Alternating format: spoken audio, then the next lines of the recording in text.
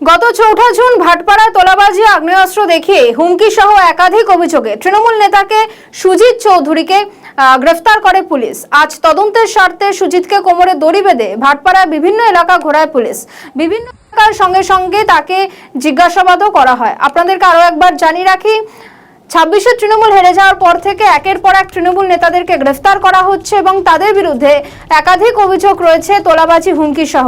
এবং পুলিশ প্রথমে তাদেরকে গ্রেফতার করছে এবং তারপর বাইরে নিয়ে এসে রীতিমতন কোমরে দড়ি বেঁধে হাফ প্যান্ট পরিয়ে তাদের এলাকা ঘোরাচ্ছে এবং তারা কোথায় কি কাজকর্ম করেছেন এবং কেন তারা সেই সব হুমকি দিতেন সেই সব প্রশ্ন জিজ্ঞাসাবাদ করছে পুলিশ।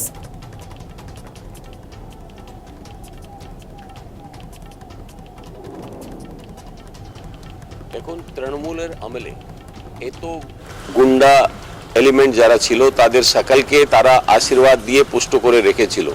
মানুষের উপরে এত বেশি অত্যাচার করা হয়েছে, এরকম কোনো অপরাধ নেই যার সঙ্গে তারা জড়িত ছিল না।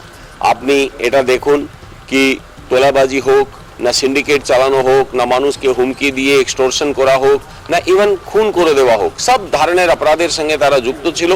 কাতায় বোমা, বন্দুক, গুলি এইসবের কারোবার ওখানে চলতো। আমরা দেখেছি ইলেকশনের সময়ও এরা খুব দাপটের সঙ্গে কলওয়া और এদের পুরো গ্যাং যারা আগের যে বিধায়ক সোমনাথ শ্যাম তার ছায়া সঙ্গী, এরা পুরো এলাকার মধ্যে সন্ত্রাস চালাচ্ছিল।